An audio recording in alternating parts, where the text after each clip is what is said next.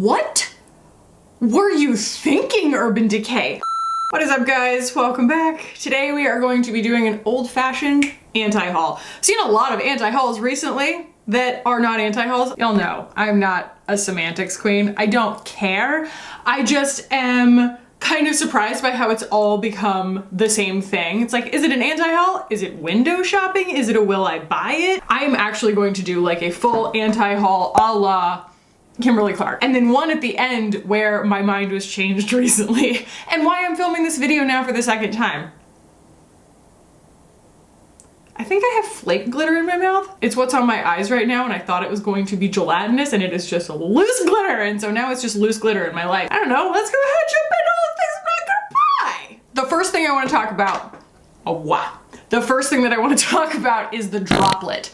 My friend Leslie sent this to me, and that was the first time that I have had the presence of mind to even give it more than a moment's notice, because a moment's notice? A moment's attention. I had seen it on Instagram, ads being served to me all the time, because I'm kind of a device queen when it comes to skincare. I do really love a good like anti-aging device. I have the New Face, I have the Dentist Gross Mask, I have one of those high frequency machines, I have the Light Stim for acne. I'm a believer in these things, but the droplet is a little it's a little steam machine, and I cannot say those words without thinking of the Daft Punk song. Steam machine. Moving right along. And the reason that it sparked my interest when Leslie sent it to me in particular is because she's very essentialist about the things that she buys for her skin, makeup. She's not a beauty guru of any persuasion. She's just a regular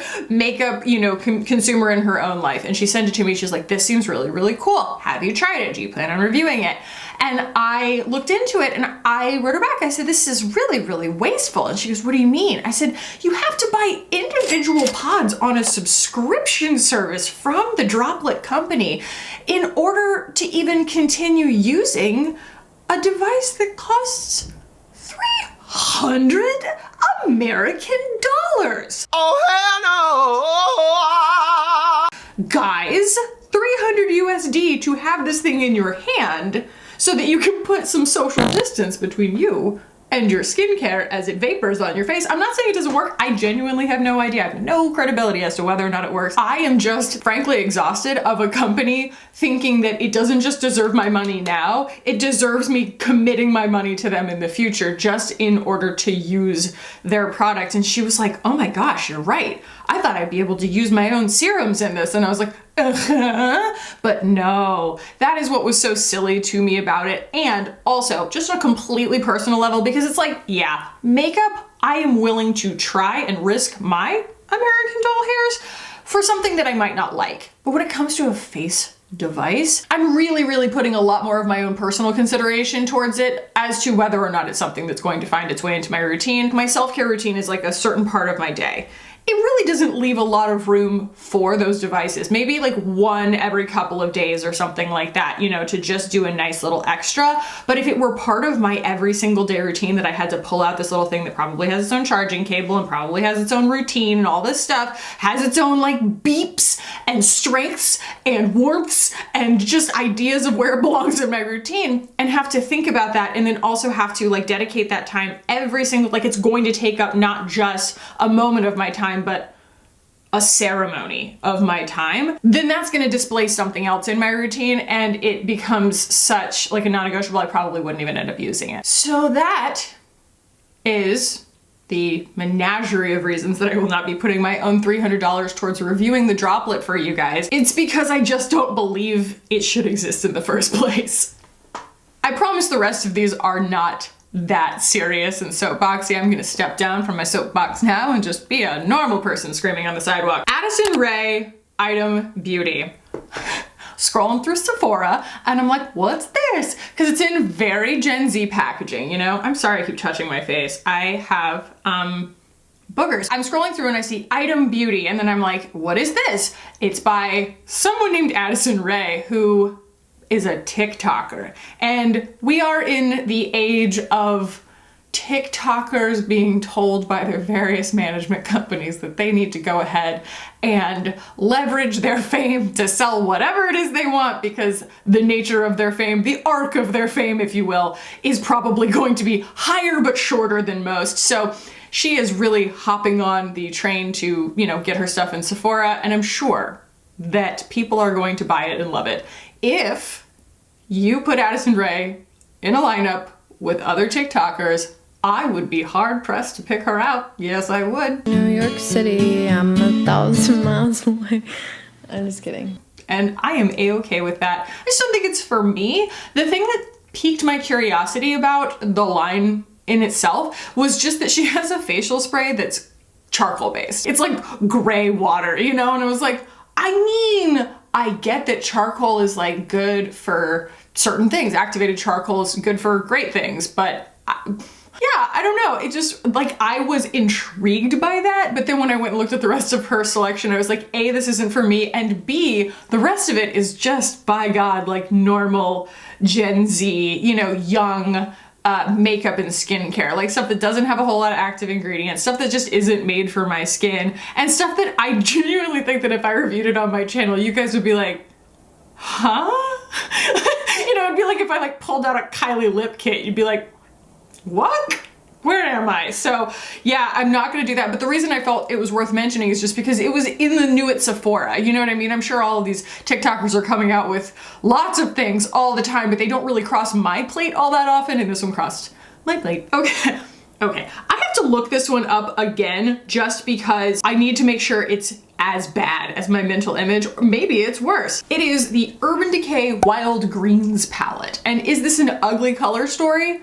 Absolutely not. It is totally beautiful. Is it about it being Urban Decay? No, I love their eyeshadow formula. It's great. Guys, I'm willing to accept many, many things when it comes to packaging, especially when it comes to a brand's identity. I'm like, I understand that this is for a more young audience, or I understand that this is for a more mature audience, or I understand this is luxury, I understand this is less expensive, I understand this is for like a makeup artist, and so it's gonna be clear and kind of nondescript, sort of austere, because it's like more about the utility of it. It is not often that I am so actively offended by the appearance of a packaging situation on a palette. Like, this is the ugliest packaging I have ever seen, to the point where I would be like sadder looking at this palette than if they were just freestanding shadows in a magnetic palette, or just like, you know, sitting there on my desk.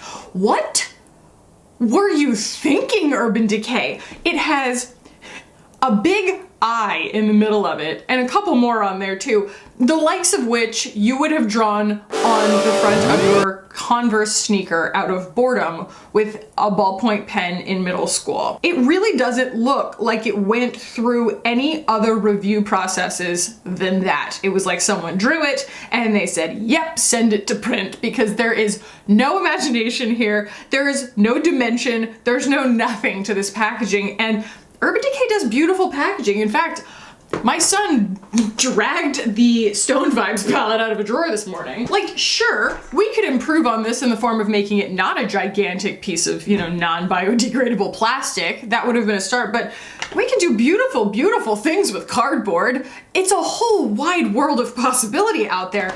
It just didn't have to be that, and I'm just so gosh darn confused, especially like I get the whole sketchbook aesthetic. That was what Robbie DeChristie achieved with her Pure collaboration, and they did a great job with that one. It looked exactly like that, but also finished, whimsical, like a complete thought. This looks like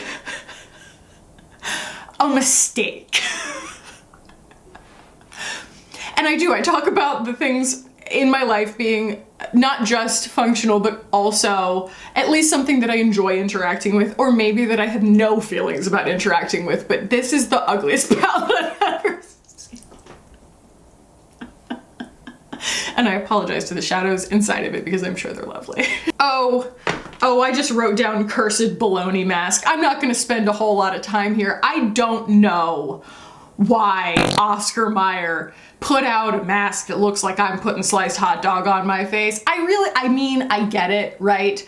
We're trying to use the gross out factor to trigger virality, and then ride that virality all the way down the funnel and hope that somebody stuffs somebody's stocking with it as a joke. You know, we've had Cheetos bronzers, for God's sake. This is a thing, but I have not like looked at a product in a long time and just gone, ew.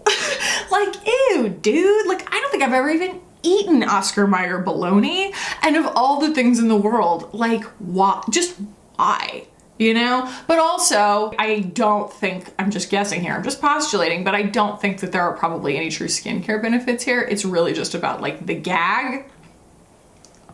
And I'm not gagged, okay? Now my feelings shall escalate for our next topic, because I saw this, I saw it for the first time when I saw people being incensed about it. And I was incensed also. And that was because immediately when you see this with your eyeballs, you think, what? Thrive Cosmetics. And that is what they are hoping for. This is the new Maybelline Green collection. I haven't checked in on this since writing this down on my list and kind of, you know, just looking at it in a cursory way. So they might have heard people's criticism. Maybe they'll pull it. I'm not sure. But the whole collection is vegan. I'm sorry, I know that we're not like a cruelty-free channel anymore, but you can't call yourself vegan if you are an out and out not cruelty-free company, period. Like, call yourself plant-based, but you can't say vegan. Anyway, the packaging isn't green. It is a very, very distinct, if you could patent a color, if you could trademark a color, this color would be trademarked for Thrive. And what really hit home for me, because Chris is a friend of mine, I have been a fan of that company for so long, of Thrive. And talking to Carissa about it, she's extremely, if you ever follow her on Instagram, you know, extremely passionate about this particular shade of turquoise. It means so much to her. It has actual meaning that translates to their giving mission and the whole reason that she started the company. That's also a big reason that a lot of people are drawn to the company, is because of their giving mission. And because they have really put the work in over the years as a completely bootstrapped company. I don't know if they've taken on funding like recently, but for years it was like the newest release would fund the next release. It was only as successful as that release, like that was how much money they had to fund the next release. So it was like everything had to be a hero product kind of thing. Learning that about them and learning the amount of effort that went into it and learning how much this particular turquoise color meant to them. And then finding out, because like I did ask at one point, I was like, did you guys ever take on funding, or have you ever done any kind of like branding consultation or anything like that? Because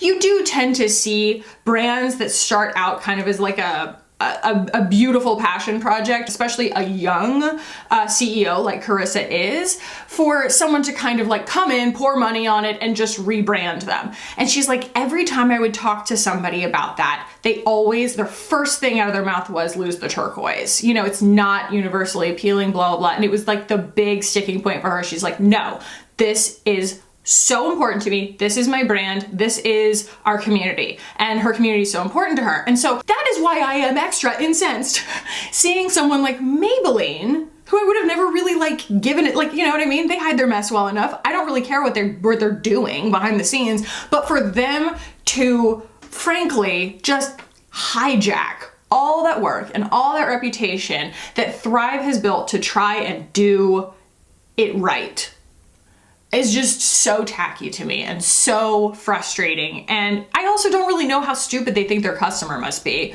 Like, no one's walking through the drugstore and goes, oh, Thrive Cosmetics, and then gets all the way to the checkout counter. You know what I mean? They would look at it and they go, oh, that's not Thrive, that's Maybelline, especially because they're entirely different price points, because it's entirely different quality makeup, and they have an entirely different business model because they're doing the donations and things like that. And so it's like, I don't really know what they were hoping to accomplish other than just catching your eye. And to me, that really insults my intelligence as a consumer, and it's just insulting to try and just do such a cheap shot like that. So me as a personal like lover and friend of the brand of Thrive, I feel like Maybelline, like it's just so petty. Okay. Kopari has put out a KP body scrub. If you're unfamiliar with KP, let me tell you about it real quick. It's basically where the hairs, the little teeny tiny hairs on your body, because we're mammals, have decided that they're going to get a little keratin deposit right there at the bottom of the pore, and it makes your skin feel gritty.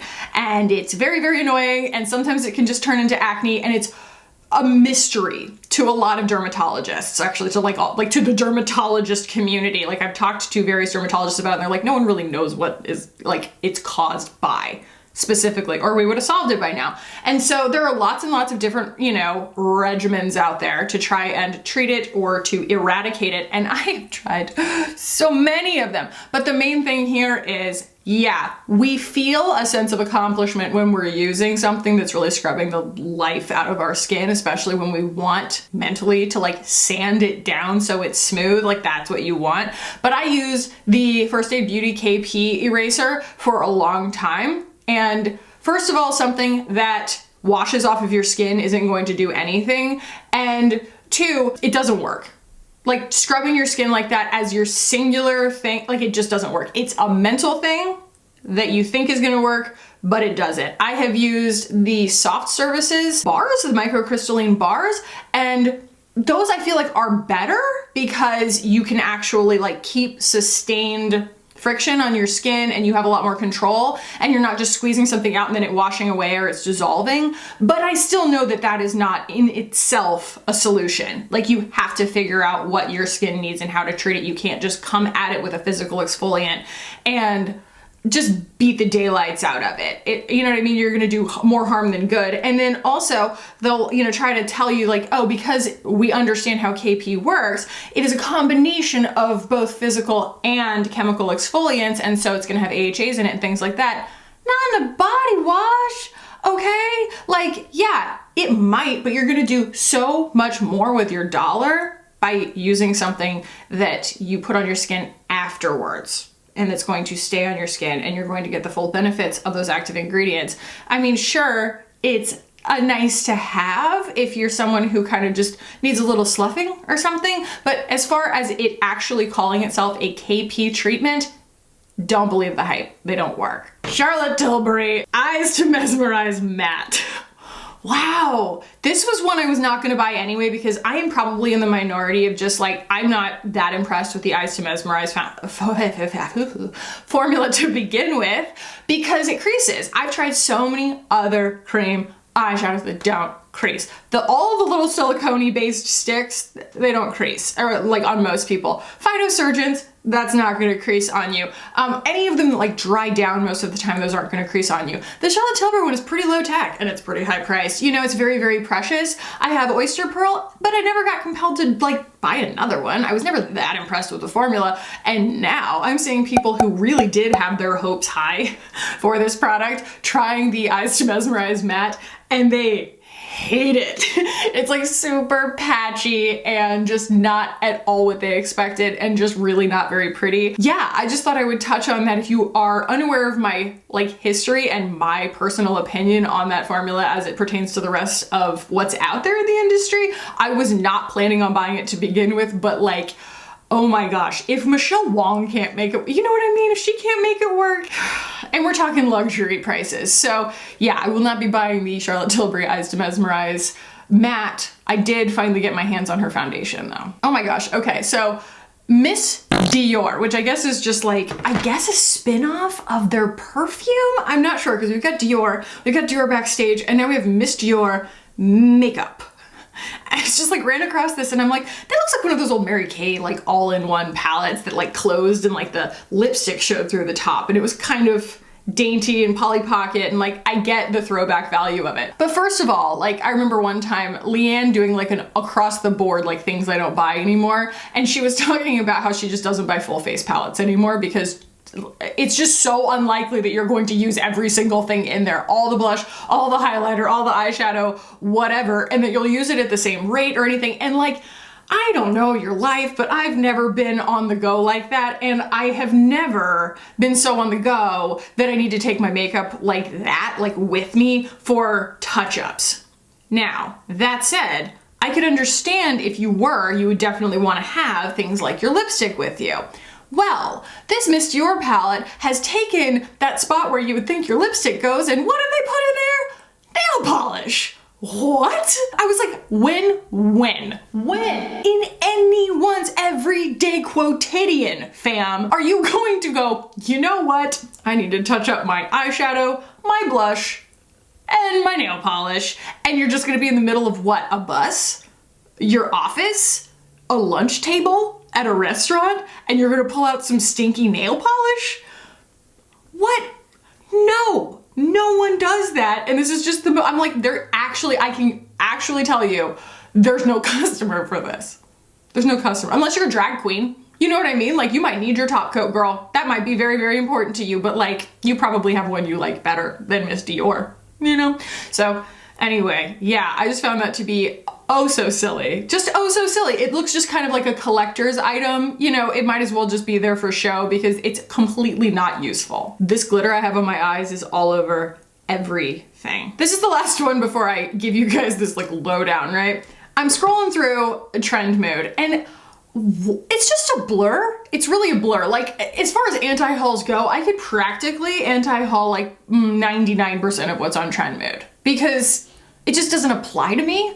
It's a lot of the same companies over and over and over again, and one of them is ColourPop. I am so surprised that ColourPop hasn't changed their business model yet. I mean, it must be working for them to just keep cranking things out, but like, there is no such thing as an original color story from ColourPop anymore. Their eyeshadows are fine. They're fine, but I can't imagine getting my heart set on any one palette from ColourPop anymore, whereas they used to do releases that, I mean, I understood that they were still flash in the pan, but I was marginally excited about. And maybe it's an age thing too. I'm not sure, like maybe they have a slightly younger like audience in mind because of the price point and things like that. But like, I still think that they have just saturated their own personal market by so much that like no one is excited or surprised by a ColourPop release anymore. And I noticed that now on Trend Mood, they're not releasing like one thing at a time or one collection at a time. They will release like 4 eyeshadows in a day, like 4 eyeshadow palettes in a day. And I'm like, if you're releasing 3 or 4 eyeshadow palettes a day, how in the heck are we supposed to be excited about that? To me, that says they don't place any kind of value on their own ideas, on their own intellectual property, and that it really is like just as meaningless to them as it seems to us. And so it's like, you know, I have had waning interest in ColourPop for a long time now. But like, looking at that, I was just like, if you don't care, I really don't care. Okay, and finally, the thing that I was going to like really explain to you guys in this video was why I still wasn't going to be buying anything from RMS. This is where I depart from it being an anti-haul. So as you guys know, I spent all of 2019 doing Clean Routine 2019, where I focused only on brands that self-identified as clean. RMS made some good products and they made some crash and burn terrible products. I will never forget, like it is a landmark in my mind, a touchstone, if you will. Oh, that was never on. No wonder my lighting's weird. Oh, is that better? Wow. Huh. Well, now we know. It was called the Hidden Desire palette and it made absolutely no sense. It was like one of the worst color stories I have ever tried to navigate through, and I just ended up getting rid of it. But anyway, RMS was founded by a woman named Rosemarie. And Rosemarie, for far too long, managed her own social media and all of her own correspondences, and no one stopped her. And the stories that I have from other influencers about how unbelievably petty and rude she could be in comments, in responses, in the way that they handle Black Lives Matter, and also in interviews. Like, she's very anti-influencer. She has always just been like kind of conspiracy theorist around like, well, if somebody doesn't like my product, then they're obviously getting paid under the table to like someone else's product and say they don't like mine or something like that. Like, after a while, enough people told me enough things and I got exhausted enough of spending RMS money on tiny, precious pans of active, live ingredients and being disappointed by 50% of them, that I finally was like, you know what, RMS they haven't earned my money, okay? They don't get my money anymore. Then, honestly, I was incredibly surprised to start seeing people in my comments asking me if I was going to be trying their new liquid eyeshadow, the cream eyeshadow, because I was like, I haven't heard from RMS, I mean, in a long time. Like, I hadn't seen a new release from RMS in a really long time, and it just kind of like hit me sideways. I was like, huh. So at first I was like, absolutely not. And I was just gonna explain to people, because a lot of people had asked me, like, why do you always like allude to the fact that you don't want to give RMS your money, but you don't ever really explain why? I did deep dive on it at one point, but I totally understand that there are new people who didn't go back and watch that video, and that is absolutely fine. I'm just telling you now, it was just one of those things where I got worn out. And then I was going to tell you guys, like, no, I'm not, you know what I mean? I'm done. I'm putting RMS behind me. But then I was in New York City this weekend, and actually yesterday I was in a store called Shen with Ingrid, because she had told me she wanted to take me there because they had a lot of stuff that you don't really get to touch with your fingers all that often in the store. And I was able to like see all the new shades of the Westman Atelier, and I was able to smell all the Byredo perfumes, which was dangerous. As we got to the back of the store, I saw all the new Rms Cream Eyeshadows. And then I tried on the back of my hand and I went, oh no. And she's like, what? I was like, these are perfect.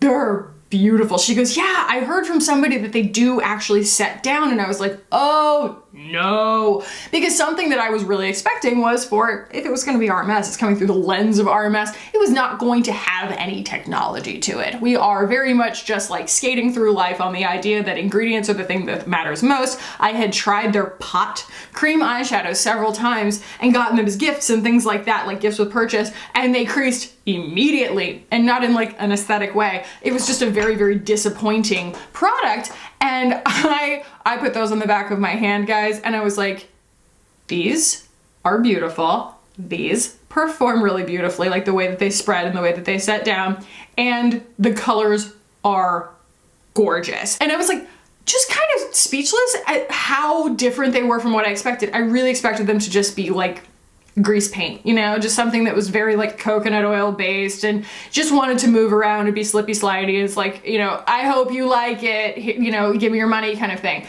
And I was like, these are really, really, really good. But I'm still really conflicted about buying them. And so I came home, and this morning I was thinking about it. I was like, you know, should I use the old footage and just kind of be like, you know, I'm still thinking about buying them? Or, and then I had this light bulb moment where I was like, so they disappeared off the market for a while and they came back with something that they'd never done before, and it's really good. As a veteran, somewhat, of reviewing makeup, that sounds like the story arc of a company that's just been acquired. And by golly, I Googled RMS sold, and they were sold to, hang on, I gotta look it back up, sells majority stake to Highlander Partners. And I opened the actual article and read a few of them because Women's Wear Daily doesn't let me actually read their articles. I saw that not only had they been acquired, but that a new CEO had stepped in immediately. I'm not sure exactly how much of a role Rosemary still plays in the brand itself, but she's not the CEO anymore. And it came through.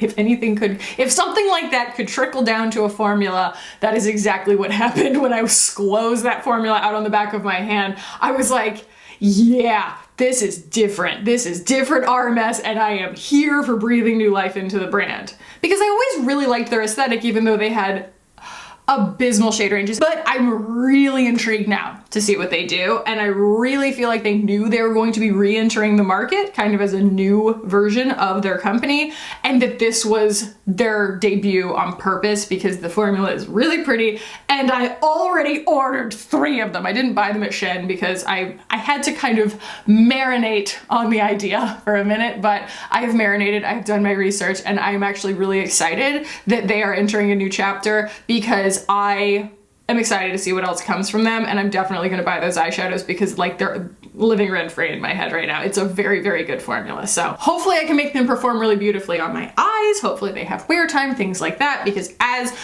you guys have seen recently, cream eyeshadows are not a dime a dozen. They're not all great. And so I would love to report back to you guys that it is, you know, as great as my initial impressions of it. So I will be buying those. I already have. Yes, so that is how I end an anti-haul, which can be a little bit negative, on a positive note. Yay! So That's good. I'm glad. Thank you guys for sticking around. If you enjoyed this, give it a thumbs up. If you want to keep hanging out with this channel, hit the button down below and subscribe. I would love it if you did. Thank you so much for watching and for hanging out with me today. I need some water. I love you guys so much, and I will see you in the next one. Bye.